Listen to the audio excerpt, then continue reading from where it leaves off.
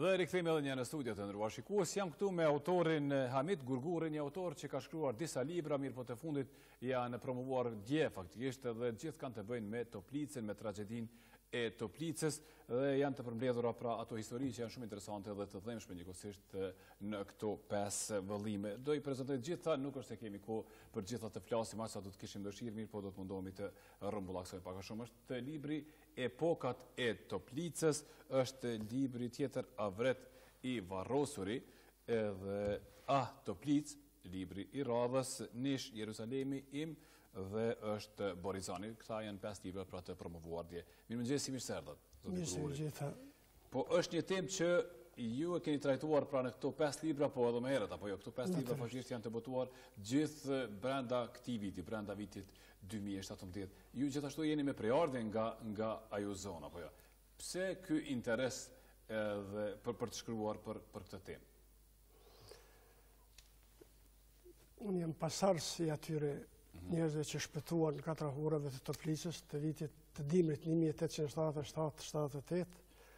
Jem rritur me ato tregime, me ato pëshërtime, me ato lët, me ato vujtje, me ato kujtime dhe me pritet që ka njerëz që kanë pritur me ato robët e lidhura, një ditë me shpresë që do të kthehen në Toplicë. Dhe thuaj që nëse na lejnë krajlit, do të kthehemi atje në vatra tona ku jemi. E kam marrë si porosi, e kam marrë si lutje, e kam pranuar si obligim dhe unë sot duket po e kryj djesha në vërtet bibliotekën kombëtare Mysafiri dhe sot për shikuesve tuaj po e kryj një borxh të vogël ndaj asaj tragjedisë të madhe që ka përjetuar populli dhe ato krahinë tona atje. Po librat janë pak a shumë historik apo jo? Natyrisht. Janë rrëfime që jeni dëgjuar gjatë periudhës së jetës suaj? Unë kam edhe libra të përkthyera. Ky është libri i përkthyer. Po, që është luftimet në Toplicë, 1877-1878, po. Dhe kur i kam barazuar me to të gjitha, përkthimin e librit që e ka shkruar një oficer që ka qenë pjesëmarrës, përkundër që është reduktuar mbesin gjërat të dhimbshme, gjërat të mërshme që ka pësuar popullata e asaj krahine. Po jo, po më thoni që janë rrëfime që ju i keni dëgjuar apo jo dhe i keni risjellë në një formë? I kam dëgjuar, i kam lexuar, i kam përpunuar dhe them ka ende gjëra që më vijnë, nuk e di a mund të kthejmë sërish, nishe do të kthejmë përsëri, por Toplicës mendoj që e kam kryer dhe të gjitha kanë patos historik. A të shpalosim për atë që kemi kohë për sesin libër, nga diçka me që kemi kështu sipas radhës, për te Borizani për shembull.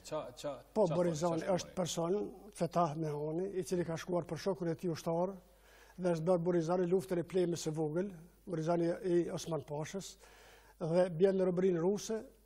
Pas 12 vjetë kur kthehet, ai nuk e gjen shokun për cilin ka shkuar ushtar atje, nuk e gjen as vllain që e ka lënë dhe rrit djalin e vllaut të tij dhe thot kënga më dhe ka qenë kur e ka dëgjuar këngën e plemës së vogël, u nis në Izrael prej Stambollit Shkodër, që ati ja ka kujtuar 12 vjetë vujtjeve të tij për shokun. Është një person i vërtet. Kam menduar që është tragjedi që vepra e tij mbetet e humbur. Po ju këto rrëfime që i keni të dëgjuara nga të tjerë, nga familjarë, nga miq, nuk e di nga kush, po a i keni mbështetur edhe me dokumentacione për shembull, të gjetura, të hulumtuara në arkiva të ndryshme? Shumë çka kam pasur dokumentacione, të cilat më ndjekur me 23 shtator vitit 1988 në vendin tim në Godancë. Por ato që i kam pas shënuar dhe trujtura, i kam radhitur këtu dhe i kam paralizuar. Dhe këto e dhurat për pasardhësit e atyre dhe të gjithë atyre që të interesuar për fjalën e shkruar për Toplicën që është pjesë e jone që zgjuajmë të harrojmë. Asnjë mënyrë. Avret i varrosuri është libri tjetër dhe kishte një rrëfim jashtëzakonisht interesant këtu brenda. A na e tregoni?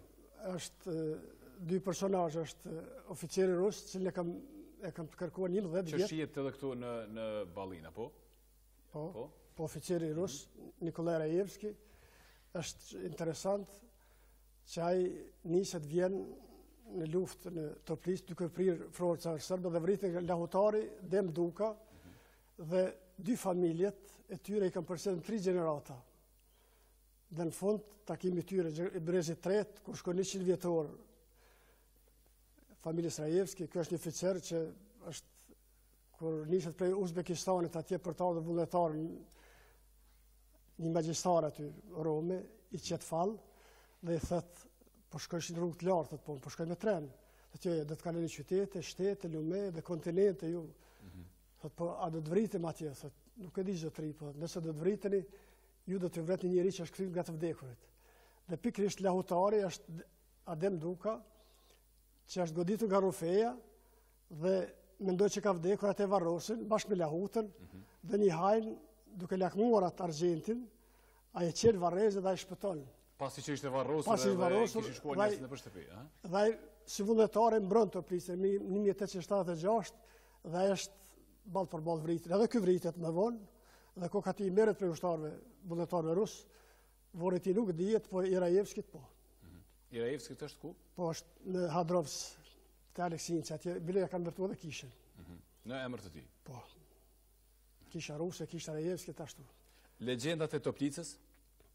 Epokat e Toplicës është Toplica i ka dhënë qytetërimit botëror dy fytyra të mëdha historike, është Justiniani, perandori Justinian që ka dhënë drejtësinë që është fundament i qytetërimit evropian për ligje dhe të gjitha ligjet romake që ai mbledh i të bënë një vend dhe i përkthën në greqisht atë ishte gjuhë e perandorisë së lindjes dhe është perandori Konstantin që ka vu krishterizmin, është i pari që ka leju krishterizmin dhe është shejtori i parë që kisha e pranon si të tillë. Pastaj është qelekulla atje me koka të njerëzve që është ato i kam radhitur sipas epokave që kanë qenë dhe ka pas gjëra që mos i mbledh pluni harresës, mos ta i merr. Edhe te dy libra tjerë të flasim pak, ça mund gjejmë këtu. Toplicë është trungu i prejardhësime. Të gjitha ato që kam dëgjuar paraparës vetëmi, më ka thënë Axha i babait tim, bre birë, mbasi pëmsër këtë shkollë, po flas me theksin e tij. Ja, ti, absolutisht. Ky kalem është më i fortë se arma. Me qkru bre miq dikun se jesin dikun e dallap, se na shkojmë. Harrohen. Unë mendoj që kam kry borxhin. Edhe amanetin e tij edhe të pasardhët tuaj. Edhe Nish Jerusalemi. Po, Nish është kryeqyteti Kazas, ka qenë. Në këtë kam subjekt një prift ortodoks shqiptar, i cili dashurohet një vajzë shqiptare në Stamboll, gjatë arsimimit, vije prift në Nish, në kishën e Shën Konstantinit, dhe kur Nishi zaptohet nga forcat serbe, i afrojnë të bëhet prift serb, thotë jo, unë jem prift, jem ortodoks, po jem shqiptar. Dhe atë bashkë me 4000 burra tjerë në kalanën e Nishit, e mbyllin dhe e vrasin me uri, dal nga dal. Dhe fjala e tij e fundit është Nish Jerusalemi im. Kam dashur ta përjetësoj atë gjest të tij human, sa ka qenë edhe fetar, po më shumë atë. Edhe tregon edhe për biografinë e tij, po përmes biografisë të tij edhe për situatët që kanë ndodhur. Me një fëmijë ngryk e varros nat katrahur dhe vije deri në Prishtinë shpëton, që mendoj të vazhdoj atë tregim të asaj familje pastaj që në fakt keni edhe dokumentacione tjera, apo jo edhe rrëfime tjera që do t'i botoni në vëllime tashme. Pasi jo, secila familje që ka ardhur prej Toplica kishte tragjedinë e vet, kishte tregimin e vet, kishte vujtjet e veta, kishte katrahuret e tij.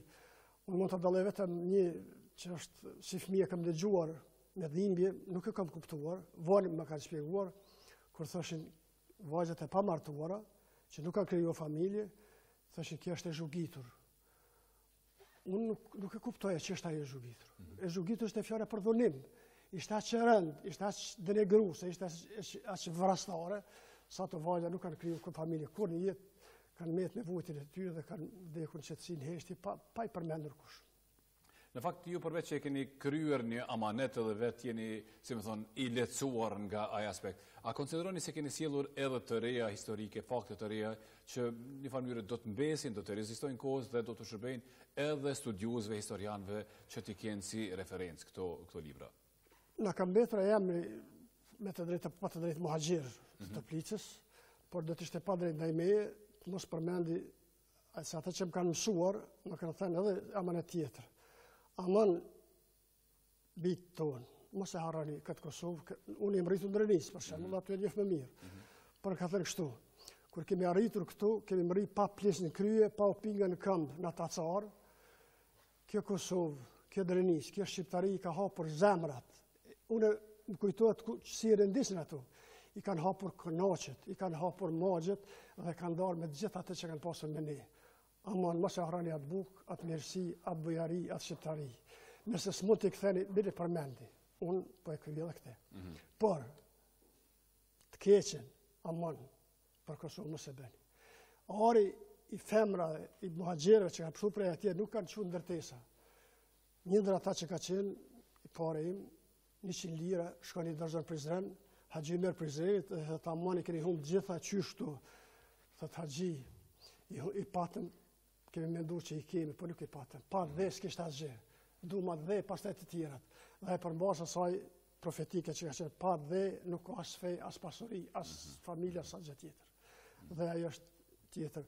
Unë mendoj, mund të gabohem, letë me falin shkencëtarët, por gjakdera të Toplicës, tragedia e saj, humbet e mëdha, ishte zile, ishte zgjim, gjithë kombëtar që e ngriti Shqiptarin anën banë 4 vilajetet tona, dhe vitin e ardhshëm festojmë 140 vitetor lidhjes Prizrenit, e Toplica ishte një ato flakadan, që mos ta psojmë edhe ne si Toplica. Po më intereson diçka sa përket qasjes suj. A mendoni që studiuesit, historianët, njerëzit e shkencës përgjithsisht i kanë dalë hakësh kuptimin e pasqyrimit të historisë, e pasqyrimit të realitetit të asaj që ka ndodhur atëherë në ato fshatra në Toplicë? Unë t'ju them të drejtën, në 100 vjetor, para 20 vjetësh, isha në Prishtinë, e kam shkruar këtë roman atëherë për herë të parë dhe e kam dorëzuar, nuk më është lejuar të botimi i tij. Atëherë në rilindje. Ishte 100 vjetor e lidhjes Prizrenit. Unë kam shkruar për timin që është, dhe më kujtohet të mos gaboj, do të hak dikujt, por Pajezit Nushi ishte atëherë organizator 100 vjetor e lidhjes Prizrenit. Dhe ai ju ka thënë të gjithëve, unë kam ardhur për veti. Aman, çka mundeni, çka dini, çka arrini, mos na humbni, ta pasurojmë historinë tonë për të ardhmen. Kjo është për ardhmërinë. Është një porosi se po e harrum, na përsërit edhe na përsërit shumë herë. Në 6 mendohet siç me Toplicë na ndodhet edhe para 17-18 vjeç. Po është një fakt shumë interesant, mënyra që ju nuk e harroni dhe është kjo shumë e qartë dhe shumë e kuptueshme normalisht, ta zëm qoftë përmes mbiemrave që i keni marrë nga fshatrat e asaj zone, por edhe nga kujtesa që e keni, nga memoria kolektive që e ruani nga shumë vjet më herët. Në fshatin tim, ku kam lindur në Godancë, jemi 2 vllazni, Gurguri dhe Barbatos. Ata ishin 2 vllazë, vërtet po e ndar aty dhe gjatë emërtimit të rrugëve kemi kërkuar në Drenas në komunë që rrugës kryesore të vetë emri Toplicë. Dhe sigurisht ata që kanë vendosur nga mosdija, duke menduar që është e larg atje dikun, sikur thoshte Çamëri, s'du emrin Çamëri të thosh. Ashtu ishte ajo. Por mendoj që gjërat duhet të vinë vend dhe kam një lutje të vogël nëse më lejoni ju. Absolutisht. Kam një amanet, kam një porosi, kam një rigja të qeveritarët, opozitar apo të qeveritar, që në këtë përvjetor, në këtë 140 vjetor, ta vrej një guri, para ata të gjithë që na metën rrugëve, maleve, prockave, që eshtrat e tyre hëngër egërsirat, bishat, nuk patën varë për të qarë, për asnjë 10 ramijet, mos të më thëmë 100 ramijet, mos të egzageroj, por një lapidar dikun Prishtinë, s'ka një rrugë, afër universitetit dikun, që rinia duke kaluar ta shohë që ka qenë diku një tragjedi që të mos ta përsëritet. A ka një iniciativë konkrete, më thoni, një shoqat, një dikush, një organizator? Dje ishin bashkë me ne, pritëm shoqata për emagjeve të Toplicës, ishte me lehata Tërkolli, ishte ajo energjika, ishte ajo pasarse atyre, biblioteka kombëtare që ka bërë gjestë të mirë që unë i mirënjoh, Izet Avdylit, ishte historiani Jusuf Osmani, kishte shkrimtare, njerëz të pendes e të dijes, por ndoshta prej të humbive të luftës fundit ne kemi harruar të kaluar, pa edhe kjo është e tillë. Edhe është pjesë e historisë sonë. Shumë faleminderit zoti Gurguri që ishit në studion e programit të mëngjesit. Në fakt nuk kemi kohë sa do donim të flisnim edhe për librat edhe për atë që është jashtëzakonisht një pjesë e historisë sonë të dhimbshme dhe ju sigurisht do të vazhdoni të shkruani dhe ne do të vazhdojmë të thrasim këtu për të folur për natyrisht unë i përshëndes gjithë shikuesit tuaj, por posaçërisht ata që janë me prejardhje prej Toplicës që të mos ta harrojnë Toplicën. Shumë faleminderit edhe një herë për mesazhet. Dhe të nderuar shikues, ne këtu e përmbyllim edhe këtë pjesë, shkëputemi tani nga studio programit të mëngjesit, është koha për të lidhur me kanalin e tretë e për ndjekur edicionin e tretë të lajmeve për sot.